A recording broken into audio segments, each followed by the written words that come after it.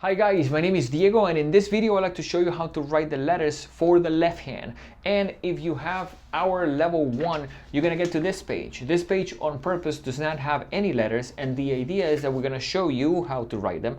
So slowly you can get to the process of first writing them and then memorizing them. So let me show you here on the board. Now before we get started, you do want to get a copy of this. This is what we call our music clef, and the music clef is almost like a cheat sheet, so you can use it to write the letters. We're gonna post a link on the description of this video so you can download it. So important to have this printed out probably before you start, because we're gonna be using it so you can see how to do this process. So the first thing that we're gonna show you is how to identify line or spaces when it comes to the note head. So the note head is simple. The note head is the circle. Now the circle is what's gonna tell us if we're playing a letter like G or B or D. So the circles and where they are tells us a little bit of the information that we need to know when we're trying to play music. So two options. We have the circle cut in half by a line, or we're gonna have the circle with a line above and a line below. Those are the options in music, so we don't have anything in between those two. It's either this one, which would be line, and this one, which would be sitting on the space. Now, for us, it's really important that for the younger students, first you identify is it line or space, and then we'll do another process. So one thing that I like to do with my students is draw 5 lines and 4 spaces. This symbol, we call it bass clef. So as a review, that is for our left hand on piano.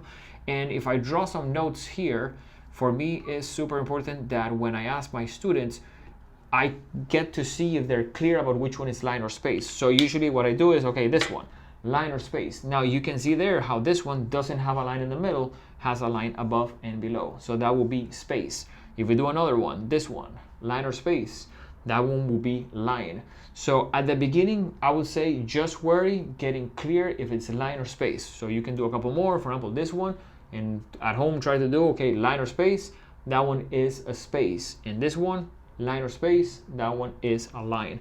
One of the things that I like to do after, once the student is clear, making sure that you guys understand which one is line or space, we give each line a number, almost like a name if you have your first name. So this will be line 1, this is line 2, line 3, line 4, and line 5. And this is just so you can be clear which one is which. So if we have this note, one thing that you can do with a pencil is almost count the lines. Line 1 at the bottom, this will be line 2. So when we're figuring out which line it is, my tip is take a pencil and count from the bottom up. Lowest being 1, and then almost jump. For example, this line, what number of line is it? Good idea to count, because every now and then, especially with students that are younger, they can get confused and they almost can assume a little bit what line it is and then get it wrong. So when we go here, line, let's say 1, 2, 3, and 4. So this note is on line 4. So once that is clear, the next step is taking this and using it for our left hand. Now, as you can see here, and if you hopefully have it in your hands, on the left side we have the lines. So when we go to the bottom, line 1, it says here it's G. So we're gonna have line 1 as G, line 2 as B, line 3 as D, line 4 as F, and line 5 as A.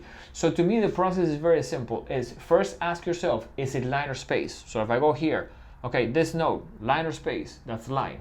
What number of line is it? I count, 1, 2. If that is line 2, I look at my music clef, and in the music clef, I just go through the lines, which are on the left side, 1, 2. Line 2 is B, and it's marked with a 2. So the first way that I think you can get very, very clear is asking yourself always those two questions. Is it line or space? And once you know which one is it line or space, what number of line or space is it? Now let's talk about the spaces, because the spaces are also very important. I try to always draw a line there almost to separate it, and then we have space 1 over here, space 2, space 3, and space 4. So what happens? Space 1 gets almost formed between line 1 and 2. Space 2 is between lines 2 and 3. So I almost tell my students, it's almost like think of cars down a highway. If you're in a helicopter and you're looking down at the cars, this is almost like a lane. And this is not part of the street, and this is not part of the street. So we have 4 lanes and 4 cars there. So if we go back to here and we say, okay, is this line or space? It's the same process. Okay, that is space. What number of space is it?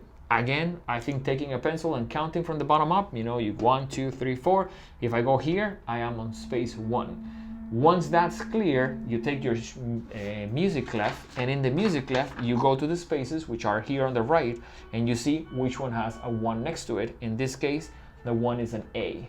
So for us, this process takes a little bit of time, and usually we're not expecting you to do perfectly, but what we're trying to do is ask yourself always those 2 questions: line or space, and what number of line or space is it?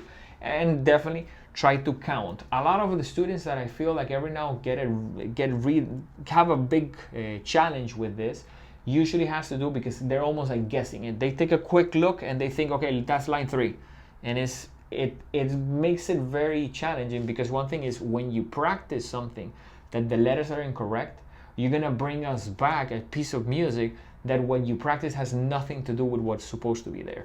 So our biggest suggestion, take your time and do the writing of the letters slowly and carefully. You don't want to do this quickly, because you're gonna waste your time. If any of the letters are incorrect when you're trying to play it, you're truly almost wasting your time. So we hope that helps. We're gonna do part B of how to write the letters on treble clef, which is the second page of the end of the book that you have that doesn't have the letters, so you can conclude level 1.